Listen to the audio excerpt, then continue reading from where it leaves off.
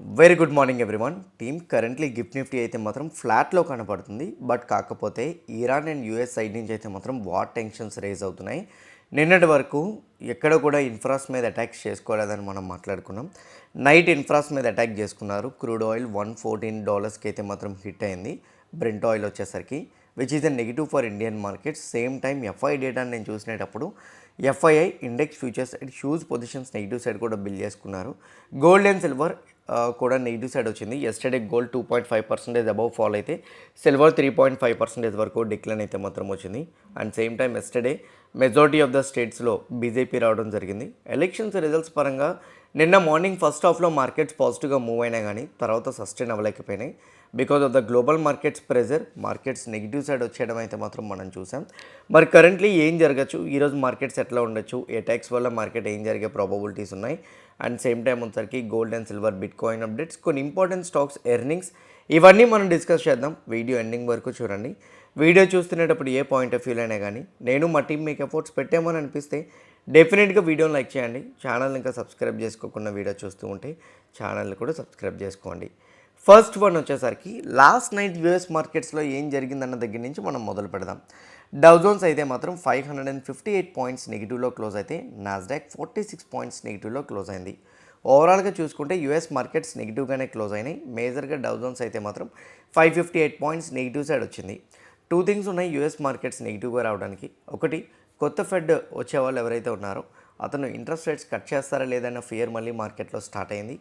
రెండు, యూఎస్ పరంగా ఇప్పటి వరకు కూడా యుద్ధాన్ని సీజ్ ఫైర్ రూపంలో తీసుకెళ్తామనేటట్టు ఏదైతే అంటే సీజ్ ఫైర్ అన్న టాపిక్తోనే వార్ని ఎండ్ చేసేస్తాము, తొందరలో సీజ్ ఫైర్ కన్ఫర్మ్ అయిపోతుంది, ఇద్దరి మధ్య కండిషన్స్ ఓకే అయిపోతాయి అనేటట్టు స్టేట్మెంట్స్ ఉన్న యూఎస్వి సడన్గా ఇప్పుడు ప్రజెంట్ రైట్ నౌ ఆ స్టేట్మెంట్స్ ఏమీ లేకున్నా మార్కెట్లో ఇంకొంచెం ప్యానిక్ సిచ్యువేషన్ క్రియేట్ అయినట్టయితే మాత్రం చేస్తుంది. ఇది ఒక పక్క మార్కెట్స్కి అయితే మాత్రం నెగిటివ్. ఎందుకంటున్నారంటే క్రూడ్ కూడా స్పైక్ అవుతుంది and same time gold and silver కూడా ఫాలో అవుతుంది. అందువల్ల డౌ జోన్స్లో కూడా కరెక్షన్ వచ్చింది. సో నెక్స్ట్ వన్ వచ్చేసరికి యూరోపియన్ మార్కెట్స్. ఎప్పుడైతే యూఎస్ మార్కెట్స్లో నెగిటివ్ మూమెంటం కనిపించిందో ఇమీడియట్ ఎఫెక్ట్ అది యూరోపియన్ మార్కెట్స్ మీద కనిపించింది. ఈరోజు ఏషియన్ మార్కెట్స్ హాలిడే, సో దానివల్ల మనకు పెద్దగా ఏమీ కూడా తెలీదు. జపాన్ మార్కెట్, చైనా మార్కెట్స్ అన్నీ కూడా హాలిడే. సో ఒక్క హాంకాంగ్ మార్కెట్ ఒకటే ట్రేడ్ అవుతుంది, ఇంకోటి ఆస్ట్రేలియన్ మార్కెట్. బట్ వాటికి మనం పెద్దగా రియాక్ట్ అవ్వం. సో ఏషియన్ మార్కెట్స్ హాలిడే కాబట్టి అవి మ్యూట్ డైరెక్షన్ ఇస్తాయి.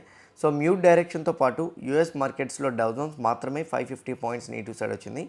నాస్డాక్ నెగిటివ్ సైడ్ కరెక్షన్ అవ్వలేదు. మరి ఇండెక్స్ ఫ్యూచర్స్లోకి వెళ్ళి చూస్తే డవ్ ఫ్యూచర్స్, నాస్డాక్ ఫ్యూచర్స్లో రెండూ కూడా న్యూట్రల్ విత్ పాజిటివ్లో ట్రేడ్ అవుతున్నాయి. డౌ జోన్స్ ఫ్యూచర్స్ ఏమో 0.08% పాజిటివ్లో ట్రేడ్ అవుతుంటే నాస్డాక్ ఫ్యూచర్స్ ఏమో 0.17% పాజిటివ్లో ట్రేడ్ అవుతుంది. ఓవరాల్గా చూసుకుంటే ఫ్యూచర్స్ అయితే మాత్రం న్యూట్రల్ విత్ పాజిటివ్గా ఉన్నాయి. మరి ప్రెజెంట్ గిఫ్ట్ నిఫ్టీ ఎక్కడ ట్రేడ్ అవుతుందనేది చూస్తే 24,077. నిన్న మనకి నిఫ్టీ 50 అయితే మాత్రం 24,120, 130 దగ్గర క్లోజ్ అయింది. సో జస్ట్ ఒక 50 to 40 పాయింట్స్ మాత్రమే గ్యాప్ డౌన్ ఓపెనింగ్ కనపడుతుంది. పెద్ద గ్యాప్ డౌన్ కూడా లేదు. అట్లా అనిపించినప్పుడు ఏడిఆర్స్ని చూడండి, ఎందుకంటే కొన్నిసార్లు గిఫ్ట్ నిఫ్టీ మనల్ని ట్రాప్ చేస్తుంటుంది. సో రియాక్ట్ అవ్వదు, బట్ ఓపెన్ అయిన తర్వాత హెవీ ఫాల్ వచ్చేస్తుంటుంది. అట్లాంటి కన్ఫర్మేషన్ తీసుకునేటప్పుడు మన ఏడిఆర్స్ చూడండి. ఏడిఆర్స్ అంటే మన ఇండియన్ స్టాక్స్ అమెరికాలో ట్రేడ్ అయినవి. ఇన్ఫోసిస్ ఏమో 1.9% fall, Wipro 1.97, HDFC and ICICI bank negative side correction అయింది. నిన్న హెచ్డిఎఫ్సి బ్యాంక్ ఏమో 1% పాజిటివ్, ఐసిఐసిఐ బ్యాంక్ ఏమో 0.6% పాజిటివ్. కానీ ఏడిఆర్స్లో మాత్రం ఇవి నెగిటివ్లో క్లోజ్ అయినాయి. సో ఏడిఆర్స్ బట్టి క్యాలిక్యులేషన్ చూసుకుంటే మాత్రం currently HDFC bank and ICICI bank అయితే మాత్రం ఈరోజు వీక్ ఓపెనింగ్ కనిపించే ప్రాబబిలిటీస్ ఉంటాయని ఏడిఆర్ బట్టి అయితే మాత్రం మనకి తెలుస్తుంది. ఐటీ కంపెనీస్ అంటారా, ఐటీ కంపెనీస్ ఎస్టర్డే నెగిటివ్గానే క్లోజ్ అయినాయి. సో అదే ఇప్పుడు క్యారీ అయింది.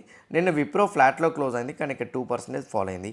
మన ఇండియన్ ఏడిఆర్స్ అయితే మాత్రం గిఫ్ట్ నిఫ్టీ ఫ్లాట్ విత్ నెగిటివ్గా చూపెడుతున్న ఇండియన్ ఏడిఆర్స్ అయితే మాత్రం మేజర్గా డౌన్ సైడే చూపెడుతున్నాయి, అంటే వీక్ ఓపెనింగే చూపెడుతుంది. నా మార్కెట్స్లో 50 to 40 పాయింట్స్ గ్యాప్ డౌన్ కన్నా మేబీ అది పెరిగే ఛాన్సెస్ కూడా ఉండేటట్టు ఏడిఆర్స్ బట్టి కనపడుతుంది. నా coming to the point, Dow Jones ఎందుకు ఫాలో అయింది, గిఫ్ట్ నిఫ్టీ ఎందుకు నెగిటివ్ సైడ్ వీక్ మొమెంటం చూపెడుతుంది. వెంటనే మీరు క్రూడ్ని చూస్తారు. క్రూడ్ పెరిగింది కదా ఉపేంద్ర, అందుకే అని. క్రూడ్ ఎందుకు పెరిగింది? క్రూడ్ పెరిగింది అని అంటే ఆబ్వియస్లీ దానికంటే ఒక స్పెషల్ రీజన్ ఉంటుందిగా. అది ఎందుకు పెరిగింది అని అంటే ఎస్టర్డే అంటే అఫీషియల్గా యూఏఈ వాళ్ళే స్టేట్మెంట్ ఇచ్చారు. వాళ్ళు ఇస్తున్న స్టేట్మెంట్స్ ప్రకారంగా అయితే మాత్రం ఇరాన్ వాళ్ళు అయితే మాత్రం అప్రాక్సిమేట్లీ 6 స్మాల్ బోట్స్తో యూఎస్ యొక్క సివిలియన్ షిప్స్ని టార్గెట్ చేశారని, స్ట్రైట్ ఆఫ్ హార్మోజ్ని ఓపెన్ చేయడానికి యూఎస్ ప్రయత్నిస్తుంటే ఇరాన్ అడ్డుకుంటుంది. ఇరాన్ వచ్చేసరికి యూఎస్ యొక్క షిప్స్ ఏవైతే ఉన్నాయో అందులో 2 షిప్స్ని అయితే మాత్రం సీజ్ ఫైర్ని ఉల్లంఘించి యూఎస్ యొక్క 2 సివిలియన్ షిప్స్ అంటే వార్ షిప్స్ని అయితే మాత్రం కూల్ చేశారని చెప్పింది. This is the first one. నిన్న ఈవినింగే మనం ఇది మాట్లాడుకున్నాం. నెక్స్ట్ వన్ వచ్చేసరికి ఇరాన్ వాళ్ళు 15 మిసైల్స్ అండ్ 4 డ్రోన్స్తో అయితే మాత్రం యూఏఈలో ఉన్న ఫొజైరా అనే ఆయిల్ రిఫైనరీ ఏదైతే ఉందో దాని మీద అటాక్ చేశారని చెప్తున్నారు. దీనివల్ల ఇండియన్ నేషనల్ మెంబర్స్ ఎవరైతే ఉన్నారో అంటే మన ఇండియన్ మెంబర్స్ అక్కడ కొంతమంది వర్క్ చేస్తున్నారు, 3 చనిపోవడం కూడా జరిగిందంట. సో ఇప్పుడు ప్రెజెంట్ రైట్ నౌ యూఏఈలో ఉన్న one of the largest oil ఫెసిలిటీస్లోని ఇది ఒకటి ఈస్టర్న్ ఎమిరేట్లో. దీని మీద ఇప్పుడు అటాక్స్ చేయడంతో టెన్షన్ అనేది స్టార్ట్ అయింది. ఇప్పటికే ఖటార్లో గ్యాస్ ఫెసిలిటీస్ దగ్గర 17% స్టోరేజ్ని వీళ్ళు నాశనం చేశారు. ఇప్పుడు రైట్ నౌ ఈ ఫొజైరా మీద అటాక్ చేసింది ఏదైతే ఉందో దీనివల్ల లిటిల్ బిట్ ఫైర్ కూడా అక్కడ ఒక అన్నీ అడ్డుకోగలిగాము, కానీ ఒక్క డ్రోన్ అనేది డైరెక్ట్గా ఆయిల్ ఫెసిలిటీ మీద డ్రాప్ అయింది. సో స్పార్క్ అనేది ఫైర్ అనేది స్టార్ట్ అయింది చిన్న స్పార్క్తో అని చెప్పి యూఏఈనే క్లారిటీగా అఫీషియల్గా అయితే ఇవ్వడం జరిగింది. ఎప్పుడైనా గుర్తుపెట్టుకోండి, మిలిటెంట్స్ మీద అటాక్స్ జరిగినా పర్వాలేదు. మిలిటెంట్స్ అంటే ఒక నార్మల్ సామాన్యమైన ప్రజలు సామాన్యమైన మిలిటెంట్స్ మీద అటాక్స్ చేసుకున్నా పర్వాలేదు, కానీ రెవెన్యూని తెచ్చిపెట్టే అసెట్స్ మీద అటాక్స్ జరిగితే మాత్రం అది మార్కెట్స్కి ఎక్కువ నెగిటివ్గా క్రియేట్ చేస్తుంది. వేరే దేశాల మీద ఎక్కడ అటాక్ జరిగినా పర్వాలేదు, గల్ఫ్ కంట్రీస్ మీద కానీ అటాక్ జరిగితే అక్కడి నుంచి ఆయిల్ సప్లై 18 to 20% ఉంది. ఇప్పటికే స్ట్రైట్ ఆఫ్ హార్మోజ్ ఆగిపోయింది అనే రీజన్తో మార్కెట్స్ నెగిటివ్గా వెళ్తుంటాయి. ఈ సిచ్యువేషన్లోని ప్రెజెంట్ రైట్ను యూఏఈ మీద అటాక్ జరగడం అనేది ఇంకొంచెం ప్యానిక్ సిచ్యువేషన్ని క్రియేట్ చేసి క్రూడ్ ఆయిల్ పెరిగేటట్టయితే మాత్రం మార్కెట్లో మనకి కనపడుతుంది. ఆన్ ద అదర్ సైడ్ ఇంత అటాక్ చేసినప్పుడు యూఎస్ వాళ్ళు కూడా ఆపరు కదా, హెలికాప్టర్స్ తోటి స్ట్రైట్ ఆఫ్ హార్మోజ్ దగ్గర ఉన్న స్పీడ్ బోట్స్ ఏవైతే ఉంటాయో ఇరాన్ వాళ్ళని డిస్ట్రాయ్ చేశారు. ట్రంప్ నిన్ననే ప్రాజెక్ట్ ఫ్రీడమ్ అని చెప్పి అనౌన్స్ చేశారంటే సో స్ట్రైట్ ఆఫ్ హార్మోజ్ నుంచి అందర్ షిప్స్ వెళ్ళడం కోసం ఫ్రీడమ్ వచ్చేలాగా నేను మీకోసం పోరాడతానని చెప్పి ప్రాజెక్ట్ ఫ్రీడమ్ నేను ట్రంప్ చెప్పిన తర్వాత యూఎస్ వార్ షిప్స్నే వాళ్ళు కూల్ చేస్తే ఇరాన్ వాళ్ళు మళ్ళీ యూఏఈ మీద అటాక్ చేసిన తర్వాత యూఎస్ వాళ్ళు ఆపకుండా ఇరాన్ మీద కూడా అటాక్ చేశారు. యుద్ధం మళ్ళీ మొదలవడంతో మార్కెట్లో ప్యానిక్ సిచ్యువేషన్ స్టార్ట్ అయింది. దీనివల్ల కరెంట్లీ క్రూడ్ ఆయిల్ అనేది స్పైక్ అవుతుంది. క్రూడ్ మళ్ళీ 113, 114కి వెళ్ళడం అనేది one of the negative point. So అందుకే మార్కెట్స్లో కూడా ఆ ప్యానిక్ సిచ్యువేషన్ మనం చూడగలుగుతున్నాం. ఆన్ ద అదర్ సైడ్ నేను గూగుల్లో జస్ట్ యూఎస్ ఇరాన్ కొట్టిన తర్వాత ఇక్కడ చూడండి 3 ఇండియన్స్ చనిపోలేదు, ఇంజ్యూర్ అయ్యారు. సో 3 ఇండియన్స్ అయితే మాత్రం ఇంజ్యూర్ అవ్వడం జరిగింది. ఆన్ ద అదర్ సైడ్ ఎక్కడ కూడా సీజ్ ఫైర్ అనౌన్స్మెంట్స్లో కానీ ఇరాన్ వెనక్కి తగ్గుతుందని లేకపోతే యూఎస్ వెనక్కి తగ్గుతుందని అనేట్టు ఏదీ రాలేదు. సో దీనివల్ల యుద్ధం మళ్ళీ కూడా అన్సర్టైనిటీ క్రియేట్ చేస్తుంది కాబట్టి మార్కెట్లో మేబీ వాలటాలిటీ కంటిన్యూ అయ్యే అవకాశాలు ఉంటాయనేది నా opinion. On the other side పెద్దగా ఈవెంట్స్ ఏమీ లేవు. రేపు ఈవినింగ్ అయితే మాత్రం జాబ్స్ రిపోర్ట్ డేటా ఇవన్నీ ఉన్నాయి, జాబ్స్ ఓపెనింగ్ డేటా. సో ఈరోజు మార్కెట్ హౌస్ తర్వాత ఈవెంట్ ఉంటుందని మనం వర్రీ అవ్వాల్సిన అవసరం లేదు. కానీ ఈ వార్ సిచ్యువేషన్సే ఏం జరుగుతుందో కూడా మనం చెప్పలేము. On the other side elections results final counts వచ్చేసినాయి. ఇందులో బీజేపీ 3 స్టేట్స్లో విన్ అయినట్టు అప్డేట్ ఉంది. పుడుచేరి, వెస్ట్ బెంగాల్, అస్సాంలో అయితే మాత్రం బీజేపీ విన్ అయింది. కేరళలో కాంగ్రెస్, తమిళనాడులో టీవీకే కంటిన్యూ అవుతుంది. బట్ స్టిల్ ఇప్పటికీ కూడా majority of the out of 28 states 21 states అయితే మాత్రం ప్రెజెంట్ రైట్ను బీజేపీ ఓట్ బ్యాంక్ పెంచుకోవడం, సేమ్ టైం 21 స్టేట్స్లో వాళ్ళ పరిపాలన ఉంది కాబట్టి ఇది మార్కెట్స్కి పాజిటివ్గా తీసుకోవచ్చు. బీజేపీకి స్టాక్ మార్కెట్కి సంబంధం లేదు, స్టేబుల్ గవర్నమెంట్కి స్టాక్ మార్కెట్కి. ఒక స్టేబుల్ గవర్నమెంట్ కంటిన్యూ అయితే ఆ గవర్నమెంట్ పాలసీస్, ఆ గవర్నమెంట్ యొక్క ప్రాజెక్ట్స్, ఆ గవర్నమెంట్ యొక్క విజన్ కంటిన్యూ అవడానికి అవకాశాలు ఎక్కువ ఉంటాయి. దానివల్ల ఏ సెక్టార్స్ మీద వాళ్ళు ఫోకస్ చేస్తున్నారో ఆ సెక్టార్స్ బూమ్ అవ్వచ్చు. ఇది మేజర్గా ఉన్న బెనిఫిట్ అయితే మాత్రం. బట్ దీన్ని మార్కెట్ పట్టించుకోవట్లేదు. యూజువల్గా అయితే మాత్రం ఇది పాజిటివ్. ఎఫ్ఐఏ పరంగా చూసుకుంటే ఎస్టర్డే ఎఫ్ఐఏ మార్కెట్లో 2835 crores మార్కెట్లో బై చేస్తే డిఐ 4764 crores మార్కెట్లో సెల్ చేయడం జరిగింది, బై చేయడం జరిగింది. ఇద్దరూ కూడా ఎస్టర్డే బయ్యింగ్ సైడే ఉన్నారు. కానీ ఎఫ్ఐఐ మేబీ కొన్ని స్టాక్స్లో బల్క్ డీల్స్లో ఆర్ బ్లాక్ డీల్స్ ద్వారా బయ్యింగ్ సైడ్ ఉండొచ్చు. ఎందుకు అలా చెప్తున్నానంటే ఎఫ్ఐఐ ప్రొపరేటరీ ట్రేడర్స్ డేటా ప్రకారంగా చూసుకుంటే FII strong bearish side future side పొజిషన్స్ని బిల్డ్ చేస్తున్నారు. మోర్ దాన్ 85% పొజిషన్స్ అన్ని షార్ట్ సైడే ఉన్నాయి. ఇండెక్స్ ఫ్యూచర్ సైడ్ 5,38,000 పొజిషన్స్ అయితే మాత్రం ఉన్నాయి. ఈవెన్ ఎస్టర్డే షార్ట్ కవరింగ్ అయిన ఆప్షన్స్లో, బట్ స్టిల్ ఇప్పటికీ కూడా 5,38,000 ఉన్నాయి. ప్రొప్రైటరీ ట్రేడర్స్ అయితే మాత్రం 2.63 ల్యాక్ పొజిషన్స్ని హోల్డ్ చేస్తున్నారు. ఓవరాల్గా చూసుకుంటే ఎఫ్ఐ అండ్ ప్రొప్రైటరీ ట్రేడర్స్ ఇద్దరివి కూడా పొజిషన్స్ నెగిటివ్గానే ఉన్నాయి. పొజిషన్స్ ఇక్కడ నెగిటివ్గా ఉన్నాయనంటే మార్కెట్ పాజిటివ్గా వెళ్ళినా వాళ్ళు సడన్గా సెల్ చేయడానికి అవకాశాలు ఉంటాయి.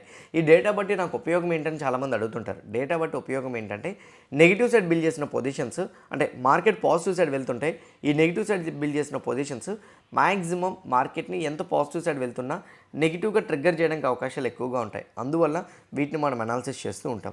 సో ఈరోజు మార్కెట్స్ పరంగా చూసుకుంటే ఎస్టర్డే మార్కెట్లో మనకి ఒక మొమెంటం అనేది ఇవ్వడం మనం చూడగలిగాం. ఓకే, ఒక బిగ్ స్పైక్ హయ్యర్ సైడ్ కూడా చూసాము. అండ్ ప్రజెంట్ రైట్ నౌ వాటి ప్రకారంగా చెక్ చేసుకుంటే వాటి హైని మనం మార్క్ చేద్దాం 24,300. ఓకే, లోన్ మార్క్ చేసుకుందాం. So which is 24,000. So market వచ్చేసరికి 24,000 లెవెల్ కానీ బ్రేక్ అయితే నిఫ్టీ ఈవెన్ ఎస్టర్డే కూడా అదే మాట్లాడుకున్నాం. 24,000 అనేది సైకలాజికల్ నెంబర్. అది బ్రేక్ అయితే ఈరోజు బీరిష్ మొమెంటం కంటిన్యూ అవ్వచ్చు. 250 పాయింట్ల వరకు ఫాల్ చూసే అవకాశాలు కూడా ఉన్నాయి. ఒకవేళ 24,000 కానీ బ్రేక్ అవ్వకపోతే దాన్ని టచ్ చేసి స్లోగా 24,300 వరకు మనం మొమెంటం చూసే ప్రాబబిలిటీస్ కూడా ఉంటాయి. ఇది నిఫ్టీ 50 పరంగా అయితే మాత్రం ఒకటి గుర్తుపెట్టుకోండి, నిఫ్టీ 50 ఈరోజు గ్యాప్ డౌన్తో ఓపెన్ అయినా కానీ 24,000 కానీ బ్రేక్ అవ్వకపోతే స్లోగా గ్యాప్ డౌన్తో ఓపెన్ అయ్యి 24,000 టచ్ చేసి బౌన్స్ బ్యాక్ అయ్యి previous day closing price which is 24,120 points bounce చూసే ఛాన్సెస్ కూడా ఉంటాయి. ఈరోజు నిఫ్టీ ఎక్స్పైరీ కూడా ఉంది కాబట్టి వాలటాలిటీ కంటిన్యూ అవ్వడానికి ప్రాబబిలిటీస్ ఉంటాయి. కొంచెం కాషియస్గా అయితే మాత్రం ఉండండి. On the other side Sensex పరంగా మాట్లాడుకుంటే 77,000 అనేది సెన్సెక్స్కున్న ఇంపార్టెంట్ సపోర్ట్ లెవెల్. నా సెన్సెక్స్కి 77,000 బ్రేక్ అవ్వలేదు. సో మేబీ 77,000 కానీ బ్రేక్ అయితే సెన్సెక్స్ బీరిష్ షెడ్ రావచ్చు, లేకపోతే వాలటాలిటీ ప్లే అవుతుంది. ఎంతవరకు 78,000 టు 77,000 ఇన్ బిట్వీన్లో వాలటాలిటీ ప్లే అయ్యే ఛాన్సెస్ అయితే మాత్రం ఉన్నాయి. Banking stocks weak momentum continue అవుతునేటట్టు ఎస్టర్డే ఫామ్ అయిన లాంగ్ టైల్ బట్టి అండ్ అలానే ఈరోజు కనిపించిన ఏడియాస్ బట్టి మనకు కనపడుతుంది. ఈరోజు బ్యాంక్ నిఫ్టీ నెగిటివ్ సైడ్ వస్తే 400 లెవెల్ కానీ బ్రేక్ అయితే మాత్రం మేబీ కరెక్షన్ చూడొచ్చు. ఒకవేళ 54,400 లెవెల్ కానీ బ్రేక్ అవ్వకపోతే కరెక్షన్ చూసే ప్రాబబిలిటీస్ తక్కువ అనేది నా opinion. When it comes to Fin Nifty 25,360 first నుంచి మనం మాట్లాడుతున్నదే. 360 కాకుండా దగ్గరలో ఇంకో మైనర్ సపోర్ట్ లెవెల్ కూడా ఉంది విచ్ ఇస్ 25,600 లెవెల్ కానీ ఒకవేళ బ్రేక్ అయితే 360 వరకు చూడొచ్చు. అది కూడా బ్రేక్ అయితే ఫాల్ చూసే ప్రాబబిలిటీస్ అయితే మాత్రం ఉంటాయి. Now when it comes to the bitcoin, currently bitcoin 78,000 అబౌవ్నే సస్టైన్ అవ్వడానికి ట్రై చేసింది. మీకు గుర్తుందని నేను ఒక పాయింట్ మాట్లాడుకున్నాం, రీటెస్ట్ చేసి పైకి వెళ్తే బిట్ కాయిన్ స్లోగా మనం బౌన్స్ ఎక్స్పెక్ట్ చేయొచ్చని. ఇప్పుడు ఇనిషియేట్ చేసుకున్న బిట్ కాయిన్లో 84,500 వరకు చూడొచ్చు. యాక్చువల్గా యూఎస్ మార్కెట్స్ ఫాలో అయినప్పుడు బిట్ కాయిన్ చాలా వాలటైల్గా రియాక్ట్ అవుతుంది. నిన్న మన మార్కెట్స్ ట్రేడ్ అవుతున్నప్పుడే డౌ జోన్స్ కరెక్షన్ అయినప్పుడు బిట్ కాయిన్లో హెవీ ఫాల్ వచ్చింది. కానీ డౌ జోన్స్ ఒకటే నెగిటివ్గా రియాక్ట్ అయ్యి రిమైనింగ్ స్టాక్స్ అంతగా నెగిటివ్గా రియాక్ట్ అవ్వకపోవడం, రిమైనింగ్ సెక్టర్స్ డౌ జోన్స్ కొంచెం మాత్రమే న్యూట్రల్గా నెగిటివ్గా ఉండడంతో ఈరోజు బిట్ కాయిన్లో కూడా రికవరీ చూడగలిగాం. బిట్ కాయిన్కి డౌ జోన్స్ కంపారిజన్ ఎందుకంటే 70% of the times US markets ఎలా ఉన్నాయో అలానే బిట్ కాయిన్ కూడా రియాక్ట్ అవుతుంటుంది కాబట్టి దాన్ని కంపేర్ చేసి నేను చెప్తుంటా. But one of the safer asset bitcoin కాబట్టి మేబీ ఒకవేళ కానీ బౌన్స్ బ్యాక్ అయితే మాత్రం స్లోగా 84,500 వరకు మొమెంటం చూసే ప్రాబబిలిటీస్ అయితే మాత్రం ఉంటాయి. సో 78,155 అబోవ్ మార్కెట్ సస్టైన్ అవ్వగలిగింది కాబట్టి బిట్ కాయిన్ నెక్స్ట్ టార్గెట్ 84,000, అది కూడా బ్రేక్ అయితే 94,000 వరకు మనం చూసే ప్రాబబిలిటీస్ అయితే మాత్రం ఉంటాయి. బిట్ కాయిన్లో మీరు యాక్టివ్గా ట్రేడ్ చేద్దాం అనుకుంటే సింపుల్ అండ్ క్లియర్గా చెప్పాలనుకుంటే ఇక్కడ క్లియర్గా చూడండి, బిట్ కాయిన్లో 200 టైమ్స్ లెవరేజ్ ఉంటుంది. క్లియర్గా మీరు ఎప్పుడైనా కానీ బిట్ కాయిన్లో విత్ లెవరేజ్తో ఎక్స్పైరీ లేకుండా మీరు హోల్డ్ చేసుకోవచ్చు. అంత లెవరేజ్ స్టార్టింగ్ వెళ్ళడానికి ట్రై చేయొద్దు, కొంచెం తగ్గించి తీసుకోండి. నాకు గోల్డ్ పరంగా చూసుకుంటే gold already crucial segment level దగ్గర ఉంది. Because first of all zone create చేసింది, జోన్ని బ్రేక్ చేసింది, గోల్డ్ రీటెస్ట్ చేసింది, ఫాలో అయింది. బట్ ఇంపార్టెంట్ స్వింగ్లో ఏదైతే ఉందో ఆ స్వింగ్లో దగ్గరే క్లోజ్ అయింది.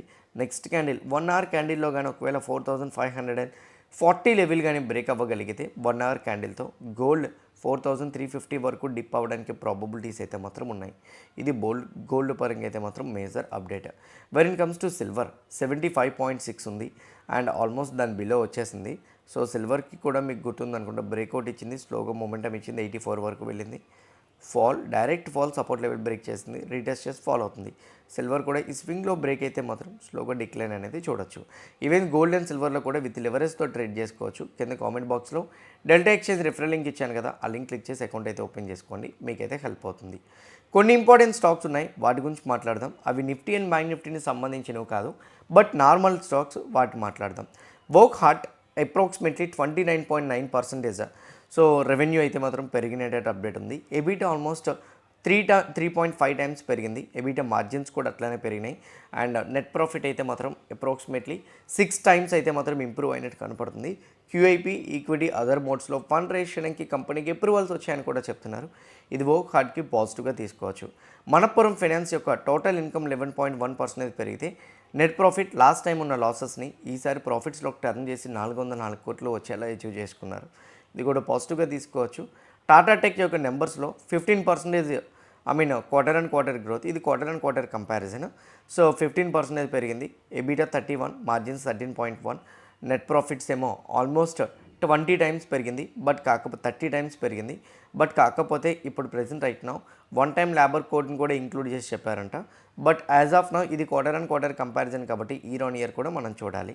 Real estate sector stocks yesterday బాగా పెరిగినాయి because of the BJP winnowing.